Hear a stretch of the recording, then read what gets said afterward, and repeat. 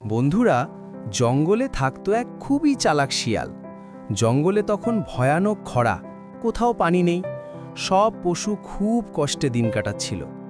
একদিন শিয়াল হাঁটতে হাঁটতে একটা পুরনো কুয়া দেখতে পেল। কুয়ার ভেতরে তাকিয়ে দেখে একটু পানি আছে, কিন্তু কুয়াটা খুব গভীর, একা নামলে বের হওয়া অসম্ভব। ঠিক তখনই সেখানে এলো এক মোটা বোকা ভাল্লুক। ভাল্লুক বলল, শিয়াল হয়, পানি কোথায় পাবো? খুব তৃষ্ণা পেয়েছে। শিয়াল মুচকি হেসে বলল, এই কুয়ায় স্বর্গের পানি আছে, আমি একটু আগে খেয়ে এসেছি, তুমি নামলে আরো ভালো বুঝবে। ভাল্লুক বিশ্বাস করে কুয়ায় নেমে গেল। নিচে নেমে পানি খেয়ে সে খুশি, কিন্তু উপরে উঠতে পারছে না।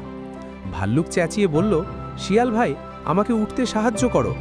শিয়াল তখন একটা দড়ি নামিয়ে বলল, তুমি দড়িটা ধরে থাকো, আমি টান দিচ্ছি। ভাল্লুক দড়ি ধরতেই শিয়াল উল্টো দিকে টান দিয়ে নিজে কুয়ায় নেমে গেল, আর ভাল্লুক উপরে উঠে গেল। ভাল্লুক বুঝে গেল সে বোকা বনেছে, আর শিয়াল নিচে নেমে শান্তিতে পানি খেয়ে বলল, বুদ্ধি থাকলে বিপদেও লাভ হয়।